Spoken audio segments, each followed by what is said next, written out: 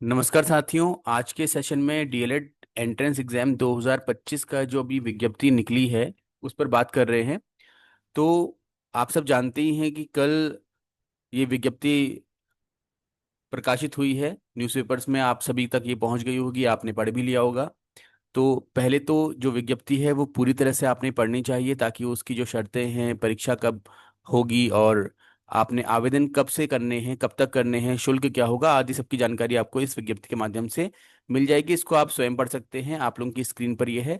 अन्यथा आप लोग यूबीएससी की साइट पर जा करके डायरेक्ट इसको डाउनलोड करके इसको पूरी तरह से पढ़ सकते हैं। तो देख सकते हैं कि ऑनलाइन आवेदन प्रारंभ होने की जो तिथि है वो 7 सितंबर यहाँ पर प्रस्तावित की गई है, जो कि आज ही का दिन है। और आवेदन किए जाने की अंतिम तिथि है 6 अक्टूबर को, यानी कि पूरा एक महीना आपको मिल रहा है इस फॉर्म को भरने के लिए। आवेदन शुल्क जो है आपका वो नीचे दिया हुआ है। सामान्य व पिछड़ा वर्ग के लिए 600 रुपया है, अनुसूचित जाति जनजाति के लिए 300 रुपया है, और बाकी जो दिव्यांग साथी होते हैं, CWSN कैटेगरी में आते हैं, उन सभी के लिए क्या है आपका 150 रुपया रखा गया है।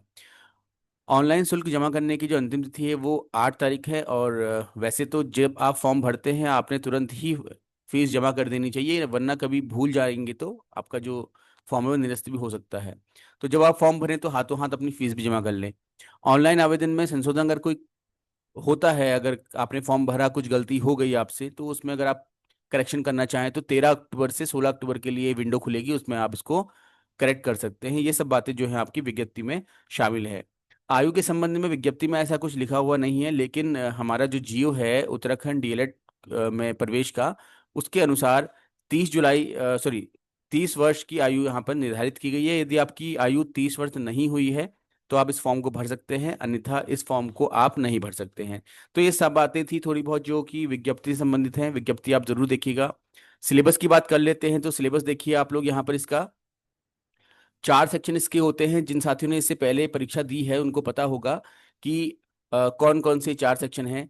जैसे पहला सेक्शन आप लोग का यहाँ पर क्वांटिटेटिव एप्टीट्यूड का होता है, जहाँ पर गणित संबंधित प्रश्न पूछे जाते हैं। 50 प्रश्न होते हैं, लेकिन सारे ही प्रश्न जो हैं कक्षा 6 से लेकर के 8 या 9 तक के जो टॉपिक्स होते हैं उससे संबंधित ही होते हैं, बहुत ज़्यादा डिफिकल्ट नहीं होते हैं। अगर आपने एनसीईआरटी से भी अच्छे से पढ़ा है या फिर आप लोग ट्यूशंस वगैरह पढ़ाते हैं 6 to 9 बच्चों को, तो आप इजीली इन क्वेश्चंस को कर लेंगे। 2-4 क्वेश्चन हो सकता है कि क्लास 10th, या फिर 1-2 क्वेश्चन आपके क्लास 11th लेवल के भी यहाँ पर कभी कभी देखने को मिलते हैं। रीजनिंग की बात करें तो रीजनिंग बहुत सामान्य यहाँ पर पूछी जाती है। 50 प्रश्न हैं फिर से रीजनिंग के। तो रीजनिंग में जो जो टॉपिक्स आते हैं, आप लोग अगर तैयारी कर रहे हैं आपको जानकारी होगी, अगर नहीं जानकारी है तो इसका एक डिटेल सिलेबस जो रिव्यू है वो मैं लेकर के आऊँगा आप लोगों के लिए। और क्वेश्चन पेपर भी अभी देखेंगे थोड़ी देर में। इसी सेशन में हम क्वेश्चन पेपर को देखने जा रहे हैं कि कैसे कैसे क्वेश्चन आते हैं, मोटा मोटा तरीके से, कि आपको आइडिया हो जाए। फिर सारी ही प्रीवियस ईयर क्वेश्चन पेपर आपके जो हैं उनको धीरे धीरे सेशन वाइज लाया जाएगा आपके लिए। जनरल स्टडीज देन जो थर्ड आपका सिलेबस है वो है जनरल स्टडी का। तो इसमें भी 50 प्रश्न आते हैं। अब बात करते हैं जनरल स्टडी की। ये बहुत व्यापक होता है। अगर आप पीसीएस लेवल की पढ़ रहे तो उसमें आप ये समझिए कि एक साल भी आपके लिए कम है। लेकिन फिर से वही बात है कि डीएलएड का स्तर इतना ऊंचा नहीं है, तो आपको कक्षा 6 से लेकर के कक्षा 9 से 10 तक की जो एनसीईआरटी हैं वो थोड़ा सा पढ़नी है, उन पर थोड़ा मेहनत करनी है। आप देखेंगे 50 में से 30 या 35 प्रश्न वहां से आपको आसानी से मिल जाते हैं। कुछ प्रश्न आपके उत्तराखंड जीके के भी होंगे, जो कि प्रीवियस ईयर क्वेश्चन पेपर देख करके आपको अंदाजा आ जाएगा। तो जो भी साथी तैयारी करना चाह रहे हैं और पहली बार डीएलएड के एग्जाम में बैठने वाले हैं, तो उनसे मैं निवेदन करना चाहूंगा कि पहले आप जो इससे पूर्व में प्रश्न पत्र हो चुके हैं उनको डाउनलोड करें, प्राप्त करें, उनको जरूर हल करें। उसके बाद थोड़ा सा आपको आइडिया आएगा कि क्वेश्चंस का लेवल कैसा है। चौथा सेक्शन जो इसका है वो टीचिंग एप्टीट्यूड का होता है, जहाँ पर शिक्षण अभिरुचि संबंधित प्रश्न पूछे जाते हैं। जो साथी बीएड करने के बाद इस फॉर्म को भर रहे हैं उनके लिए 50 प्रश्न बहुत आसान हो जाते हैं। लेकिन जिन्होंने बीएड नहीं किया है, फिर भी थोड़ा बहुत अगर आप देखें तो टीचिंग एप्टीट्यूड के अगर आप बिना तैयारी करके जाते हैं तब भी आप 50 में से 15-20 क्वेश्चन आसानी से कर लेते हैं। बाकी कुछ टॉपिक ऐसे हैं जिनको पढ़ने के बाद ही आप उत्तर दे पाएंगे, जिसके लिए आप कोई भी तरह की बुक या फिर कोचिंग या फिर किसी भी तरह का आपका जो कंटेंट है उसको अवेल कर सकते हैं, आप कहीं से भी प्राप्त करें। लेकिन टीचिंग एप्टीट्यूड के जो प्रश्न हैं वो काफ़ी ज़्यादा लाभदायक होते हैं हमारी स्कोरिंग में। अधिकतर बच्चे ऊपर गणित और रीजनिंग में ही फंस के रह जाते हैं और टीचिंग एप्टीट्यूड को पूरी तरह से नेग्लेक्ट कर देते हैं, जो कि आपने नहीं करना है। अंक एक, चाहे गणित का हो, चाहे रीजनिंग का हो, चाहे टीचिंग एप्टीट्यूड का हो, अंक एक ही होता है। वही आपके सिलेक्शन को कंफर्म करता है, वही आपके रिजेक्शन को कंफर्म करता है। तो चलिए आगे बढ़ते हैं और देखते हैं कि प्रश्न पत्र कैसा आता है। बहुत मोटा मोटा देखेंगे, ऊपर ही ऊपर, बहुत ज़्यादा समय इतना है नहीं क्योंकि सेशन बहुत छोटा सा है। और इसमें बस एक छोटी मोटी जानकारी जो कि आपकी तैयारी के लिए आपको मददगार होगी, वो लेकर के मैं आया हूँ। तो ये है क्वेश्चन पेपर आपका, आई थिंक 2022 का है। मैंने अभी साइट से ही डाउनलोड किया हुआ है, तो देखिए थोड़ा सा इसका व्यू बढ़ा देते हैं। तो इस तरह से क्वेश्चन पेपर आते हैं। पहला जो सेक्शन है यहाँ पर है, ये जीके का है। इसमें आप प्रश्न देख सकते हैं। अगर आप चाहेंगे तो हमारे इस यूट्यूब चैनल के माध्यम से आपको ये क्वेश्चन पेपर भी करवाए जाएंगे, उनको भी आप फॉलो कर सकते हैं। तो पहला सेक्शन आप देख रहे हैं कि बहुत ही सामान्य से प्रश्न पूछे हैं, कोई बहुत भारी भरकम प्रश्न यहाँ पर नहीं पूछे गए हैं। अगर आप एनसीईआरटी की बुक्स को रेफर करते हैं तो वहाँ पर आपको ये सारे ही टॉपिक पढ़ने को मिल जाएंगे।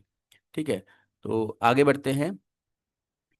और जो साथी एनसीईआरटी नहीं पसंद करना चाहते पढ़ना, तो आप लूसेंट की बुक ले लीजिए, वो भी अपने आप में सफिशिएंट है आपकी तैयारी के लिए जीके की। ठीक है, आगे देखिए फिर नेक्स्ट सेक्शन जो आपका, ये 50 क्वेश्चन आपके जीके के हो गए हैं पूरे।